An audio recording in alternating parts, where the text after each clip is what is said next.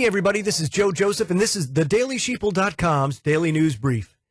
I want to start off with, I did a news shot today, and it had to do with the fact that the Baltimore City Council has gone and banned replica guns or toy guns because police have basically felt threatened by them. And there's been some incidents where people have been playing or had these toy guns on them for whatever reason, and police have shot and killed them. I just want to say this, and this is in all honesty. I was active duty military for 6 years. I did 3 tours overseas. 1 off the coast of Bosnia, 2 off the coast of Iraq. Off the coast of Iraq, enforcing oil for food program and enforcing the Kosovo sanctions, or the sanctions on Bosnia in the 90s. And there were times when, we could have perceived threats and blown people away, but we didn't. And let me tell you why.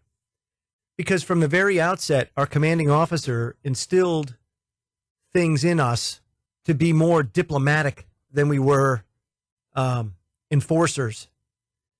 And that is not the case anymore. Police used to be a part of the community. They used to be part of the neighborhood. Neighborhood policing used to be so much more involved. If Tommy or Reggie went and were bad, a cop would come up, bonk him on the head with his nightstick. Come on, we're going to your mother, boy.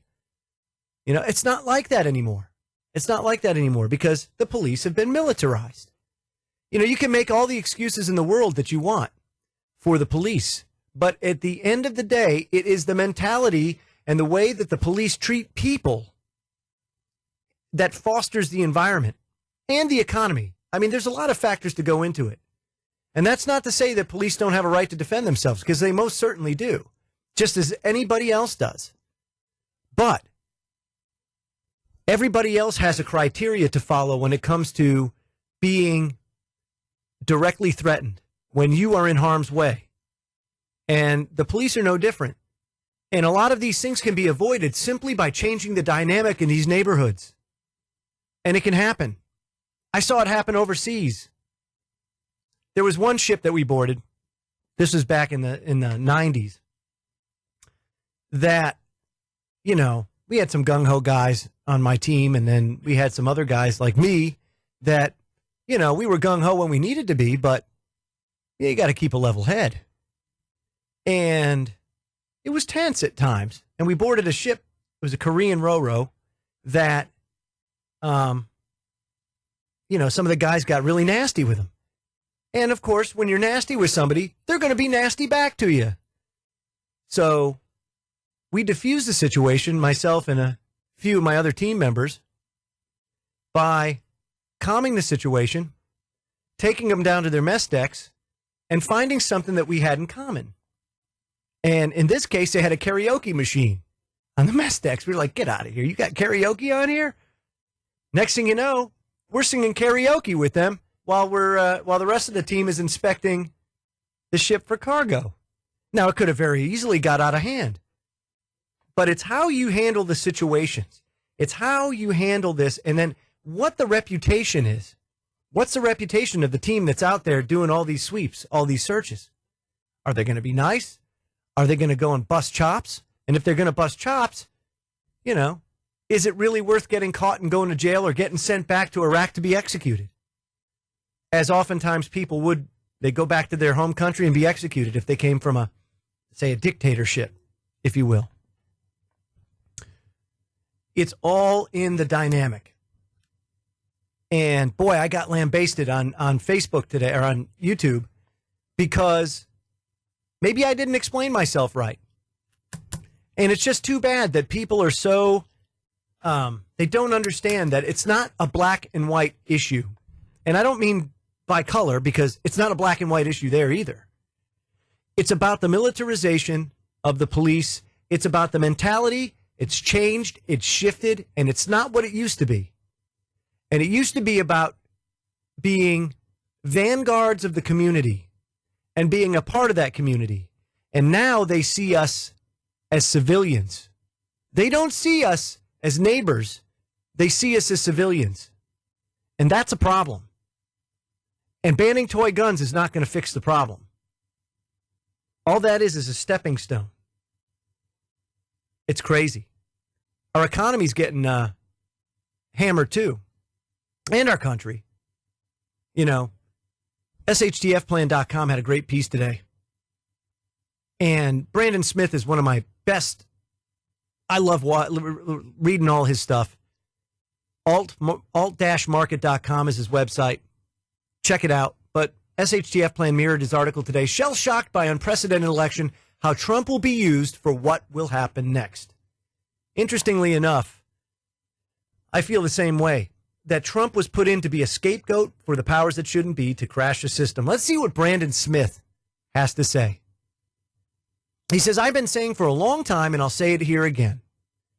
In life, there are only two kinds of people, those who know and those who don't.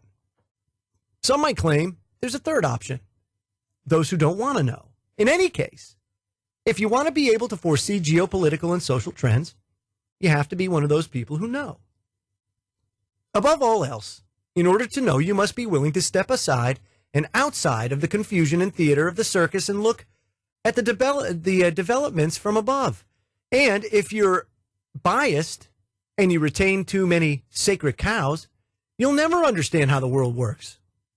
You'll be too busy trying to reinforce your own fantasies to see anything else. He says, I usually refer to these special interests as global elites or globalists because that's how they often refer to themselves. The point is, most of the events you see in the political world are engineered events that are designed to elicit a specific psychological response from you and the people around you. You're not a human being to these people. You're an asset to be molded or an obstacle to be disposed of.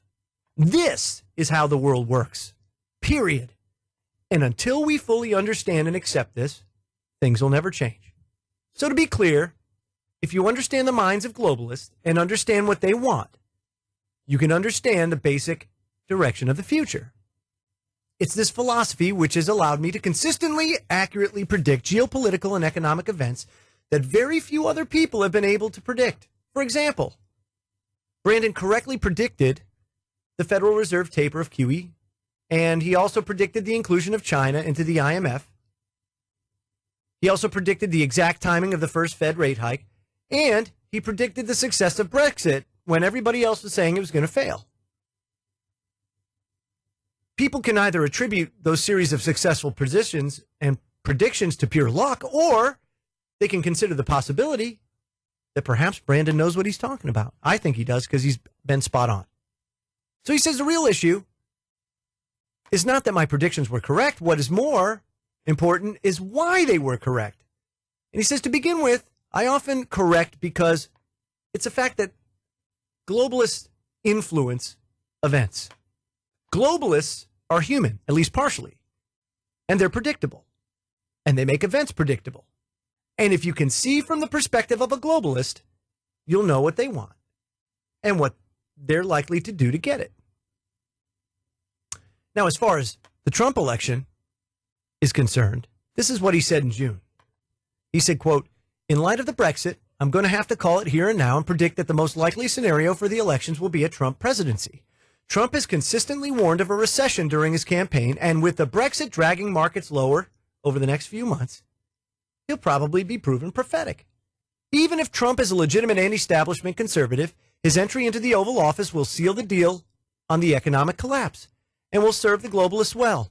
The international banks need only pull the plug on any remaining life support to the existing market system and allow it to fully implode, all the while blaming Trump and his conservative supporters.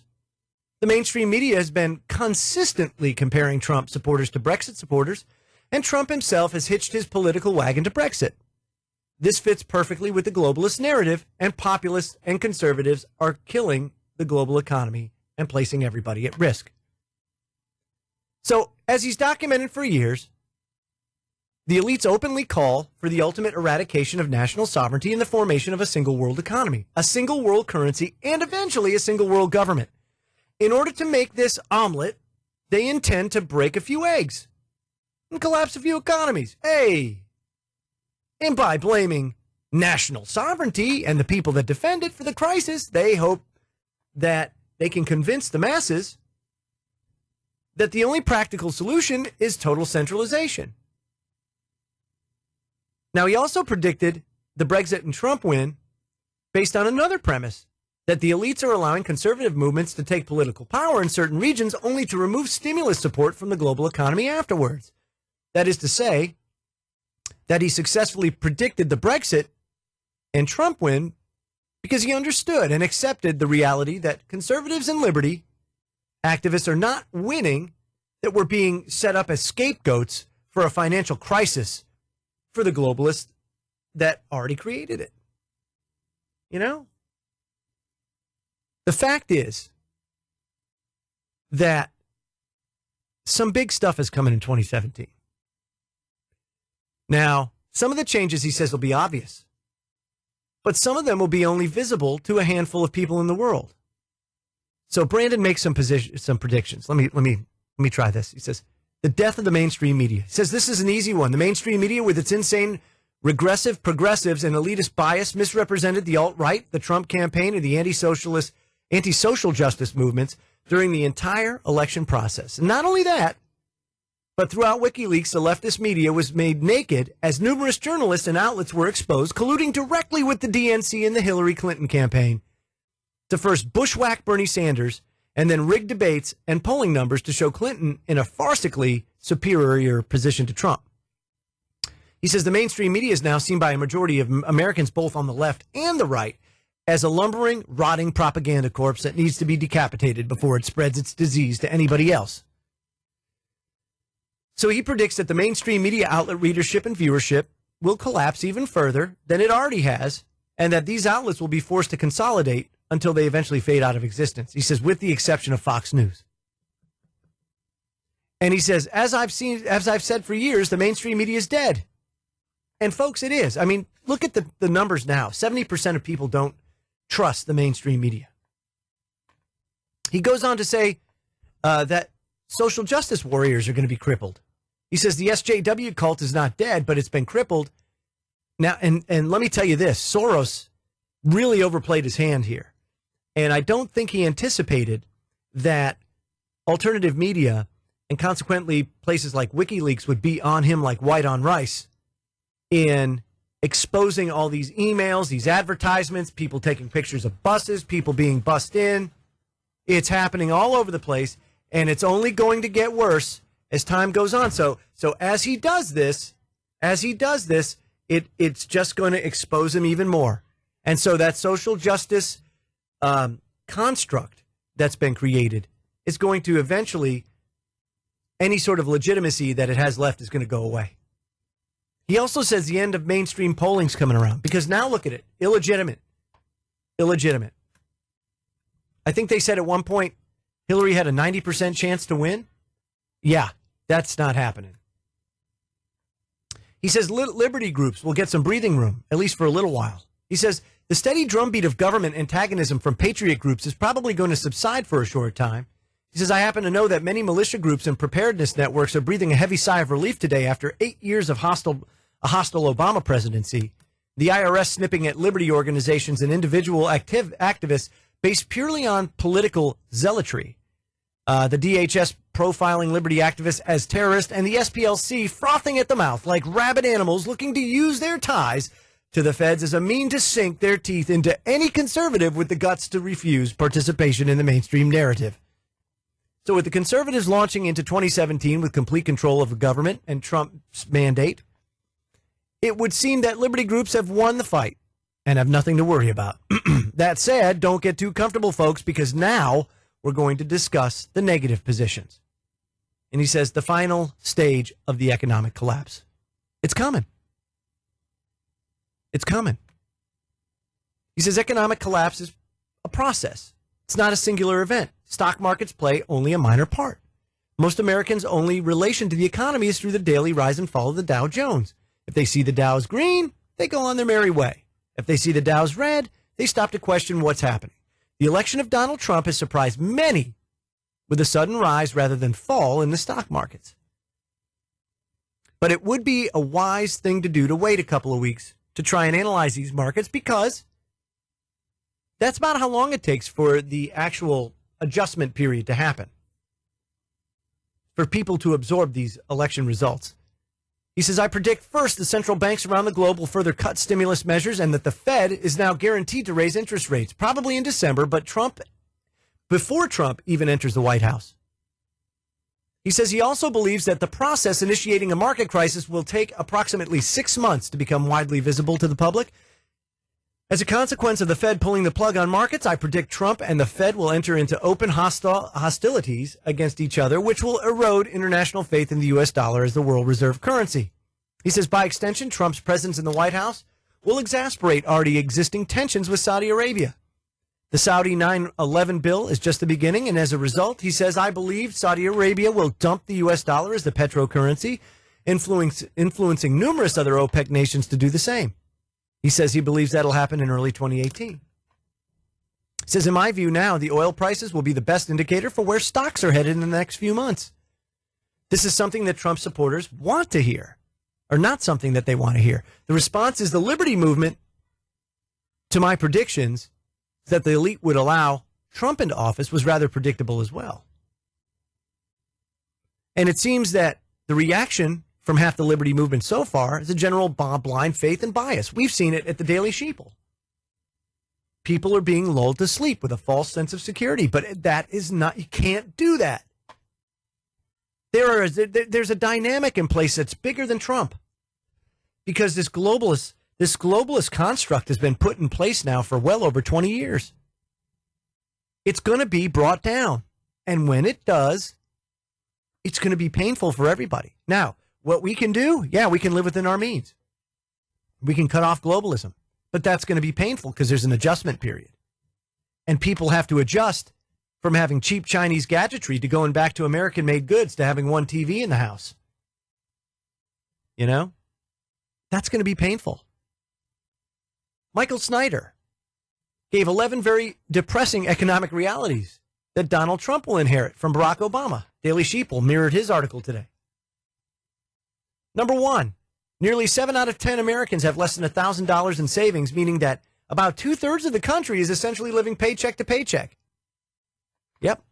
Number two, Reuters is reporting that the U.S. mall investors are poised to lose billions of dollars as a retail apocalypse is happening right now in our nation. Number three, credit card delinquencies have hit the highest level that we've seen since 2012. It's only going to get worse. Number four, approximately 35% of all Americans have debt that is at least 180 days past due. 6 months. There was never really any economic recovery, folks. We all know that.